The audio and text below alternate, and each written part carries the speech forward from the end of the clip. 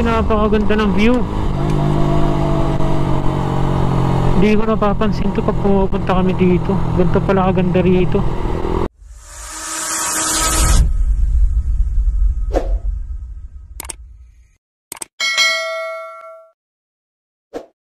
Yo, what is up mga paps? Kagala tayo ngayon dahil matagal-tagal din na walang upload dito sa aking YouTube channel. Dahil puro lang tayo shorts. So ngayon, gagala tayo, punta tayo ng Marilaki. Actually may kasama ako dalawa. Isang Honda Click 160 tsaka isang Honda Click 125. So akit kami ng Marilaki ngayon. So hindi ko alam kung hanggang saan lang kami. Baka hanggang Manukan, Yeyis, or Jariel's Peak. So tignan lang namin yung panahon pagka nasa buso-buso na kami. Dahil kanina nung pa-take off na kami, biglang bumuhos yung ulan. So buti na lang at umaraw na ngayon. So, samahan nyo ko sa biyahe mga paps, sa aming pag-akit ng Marilaki. Ngayon lang ulit makagala dahil masyadong busy sa trabaho.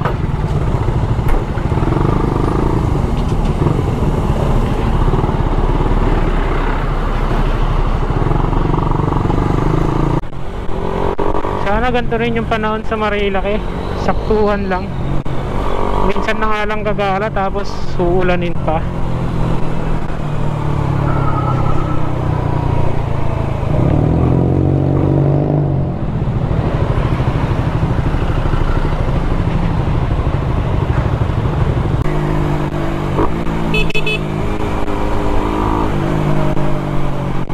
Sorry pre, hindi ko napansin. Naku po, mukhang traffic ah.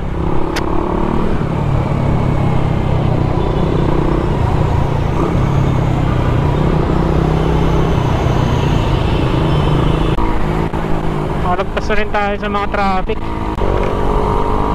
Buti naman at parang nakikisama tong panahon sa atin ngayon.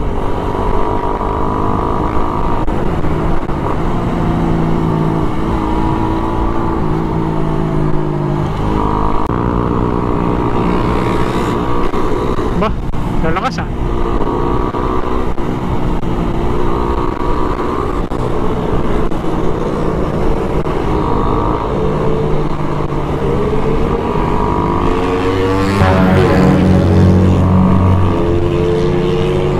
Sana all. So ngayon lang ulit tayo nakapag-ride ng Marilaki na maliwanag. Parati kasi kami nagra-ride sa Marilaki ng gabi. Eh, hindi rin naman ako makapag-vlog pag gabi dahil sobrang dilim din. Sayang rin yung mga footage, wala rin gaano makita. Ngayon buti na lang medyo nakikisama yung panahon para makagala naman tayo sa Marilaki. Dahil ito lang kasi yung alam kong malapit sa Manila na pwedeng puntahan. Maganda rin sana yung Cabiang. Kaso nga lang may kalayuan kasi yun mga paps. Tapos parati pang traffic sa may Bacoor ata yun, Bacoor, Cavite. Kaya medyo hassle din ang bumiyahe doon. Buti na lang dito yung mga traffic lang is yung mga mga may traffic light. Ayan.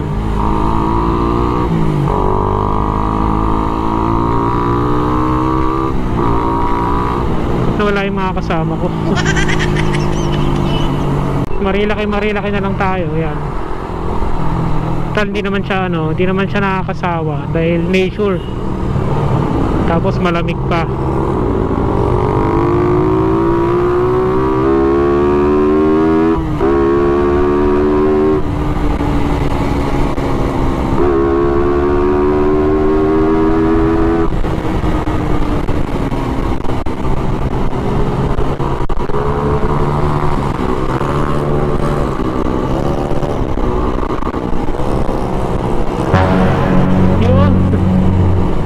Bumakbak mga kaibigan.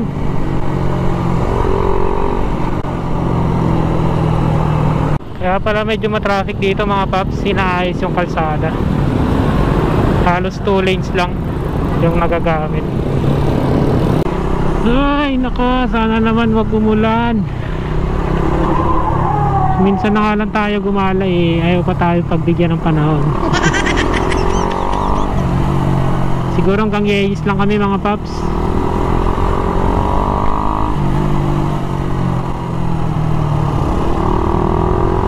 At parang bubuhos na yung ulan, hambon na yata.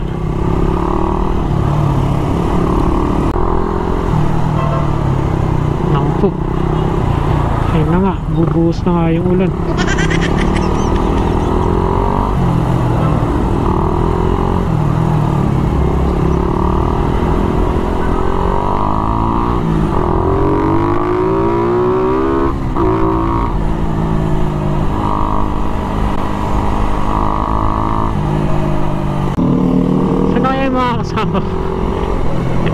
Nagkahiwa-hiwalay na kami lahat. Basta ang usapan namin, kung magkahiwa-hiwalay man kami, magkita-kita na lang kami sa may buso-buso. So doon na lang yung meet up namin. Kasi expected na rin talaga yung traffic na yan eh. Nakakatakot pumiga pag ano, may ganyang big bike. Baka mamaya may camera, sabihin nakikipagkarera na naman tayo. Mainit pa naman mata ng mga big bike sa mga naka-rider. Halangyarin kasi mga rider user minsan eh. At kinukumpara ba naman sa 1000cc yung mga 150cc nila? Bakbak na nga tayo, umuulan na. Ay shit ka.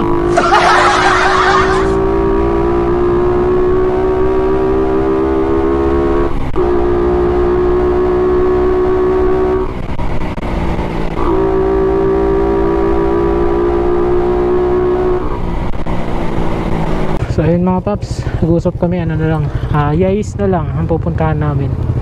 Ay kung titignan nyo, sobrang kulimlim sa banda nun oh. Baka pag-uwi namin saka pa bumuhos yung ulan. O Yais na lang kami, doon na lang kami tatambay. Yan, let's go mga paps. Kanina binuhos lang yung ulan, hindi nasala kami, kasi ngayon ang araw ulit. Parati kami pumupunta dito pero gabi lang, kaya hindi ganang nakikita yung view.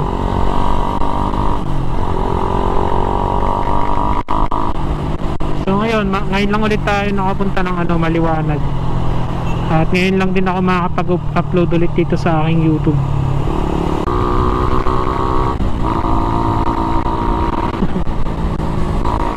Naninibago ako dito sa motor ko ngayon mga paps. Parang wala siyang hatak. Kahit kasi gaano kaganda yung set mo, no? Ang pangit ng hatak niya pag stock ECU lang.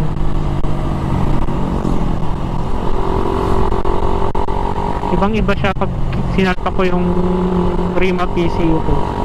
Nag-stock ECU ako ngayon kasi tignan mo naman yung mga takbuhan natin, di ba? Nasasayangan lang kasi ako sa gas, no? Kapag chill ride lang yung takbuhan namin, tapos naka-remap ECU ka pa. Kaya kagandahan din talaga, no, na mayroon kang extrang stock na ECU kung magpaparimap ka ng ECU. Dahil may mga ride kayo na chill ride lang, hindi nyo kailangan bumakbak.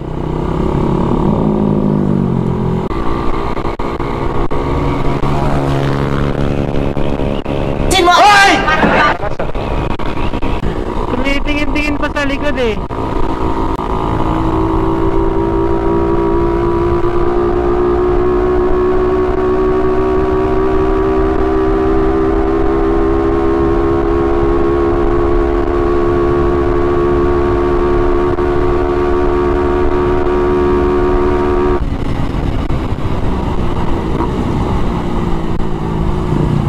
Sayang uminto, habulin ko sana eh.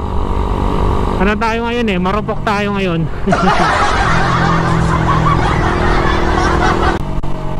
Ang sarap mag-unwind sa ganitong lugar, nature. Lalo na kung galing ka sa cities, no? Polluted.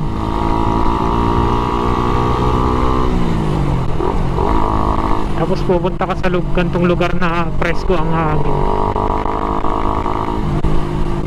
Yan nga lang, kung gusto mo lang mag-unwind dito na ayaw mo may stress, punta ka dito ng mga ano, weekdays. Dahil pag pumunta ka ng weekends dito, baka mas matatagal pa yung problema mo. Dahil kahit gaano ka kaingat, kung yung mga kasabayan mo sa kalsada dito sa Marilaki puro kamote, wala rin.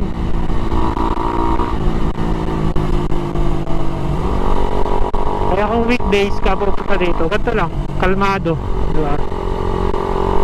Kunti lang yung mga naglalaro. Halos kayo lang din yung mga kamote dito. Solo nyo lang yung daan. Ang sarap makakita ng ano lang, mga puno. Ang sarap makakita ng nature.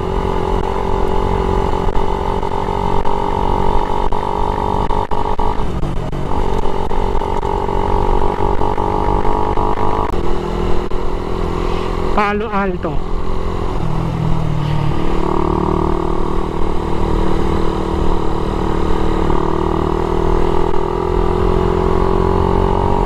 Yun, Palo Alto. Pag weekends, maraming namimitik dyan mga paps. Kaya kung gusto nyong magpapitik, magkaroon ng picture dito sa Marilaki, yan, punta kayo dito ng weekends. Kasi pag weekdays, wala. Meron din Thursday, ayan. May mga namimitik din dito dahil halos mga big bike yung dumadaan dito pag Thursday dahil sa Thursday GP.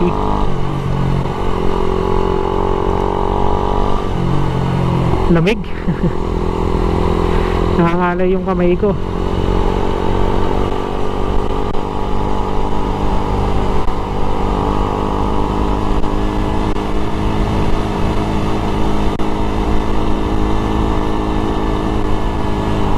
Speed limit 50 kilometers.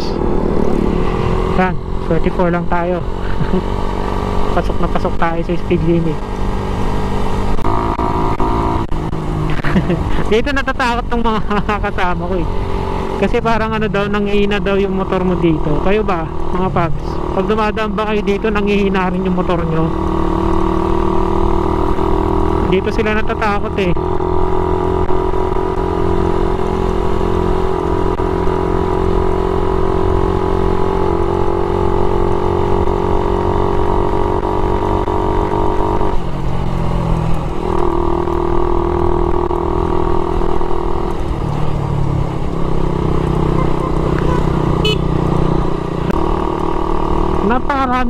Napakaraming signage dito na mag-iingat ka, pero subukan yung tumambay dito ng weekends.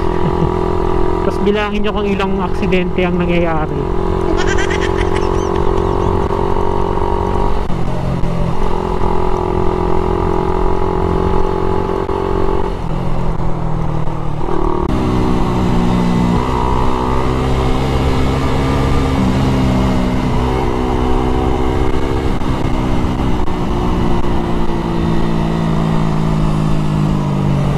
Ito ang marami rin ang sumisemplang dyan pag weekends. Kahit dyan ka lang tumambay ng kahit ilang oras ka lang tumambay dyan, makakasaksi ka talaga ng dyan, semplang. Lalo na kung baguhan yung mga dyan, mga rider. Pag baguhan yung rider tapos nagmabilis dyan, semplang ang aabutin. Diyan din nagkakaroon ng damay-damay. May mga nadadamay na sasakyan dyan.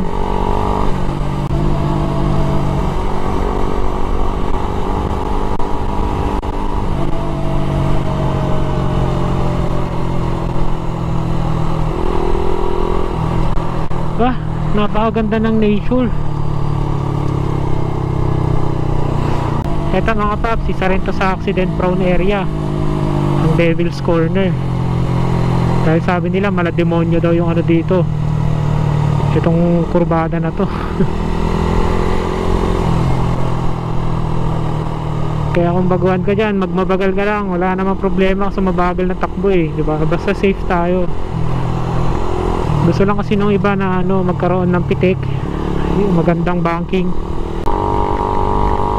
Napakalamig ng klima dito ah.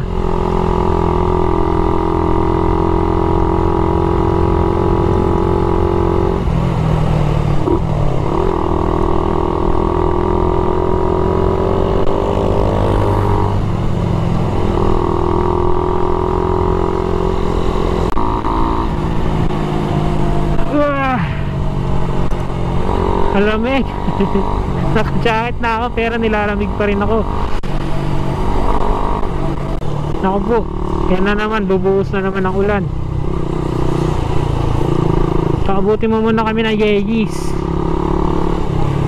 Mga pala no, mga pumunta na sa Yelis o sa ano, mga hindi pa nakapunta. Ang sarap ng pizza nila doon. Martesian. Hindi ko alam paano basahin yan, Martesian. Diyan din kami sa tuwing gabi. Yan, diyan din kami tumutuloy pag sarado na yung Yelis. Dahil Yelis tsaka BNK hanggang alauna lang eh. Eh pumupunta kami dito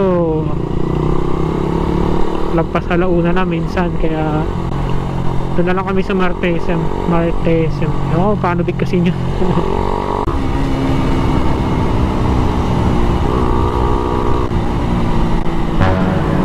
Maputik, nakakatakot ang daan.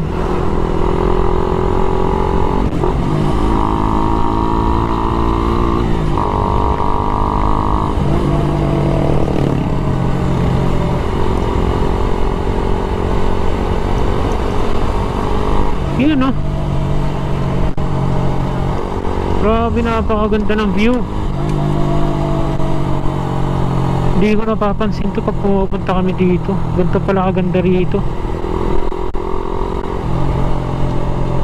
Ito yung magandang ano, ito yung magandang kurbada dito.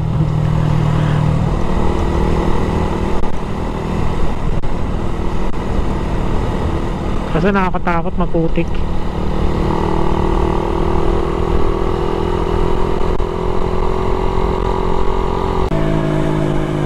BNK.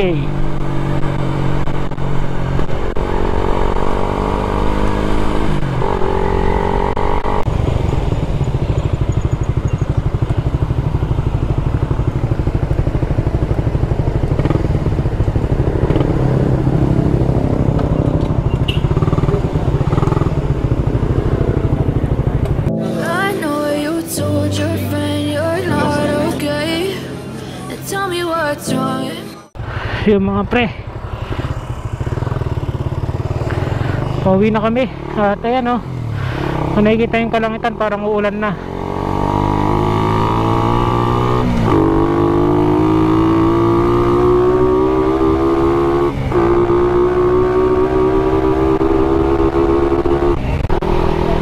Yun, busog na busog kami.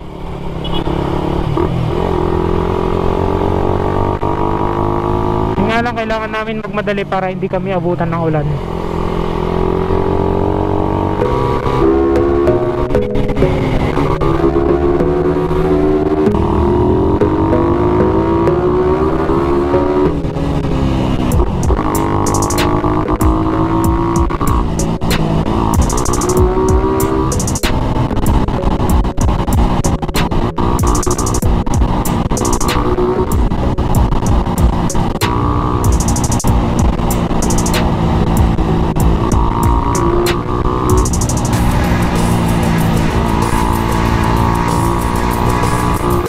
Bubuhos ng ulan.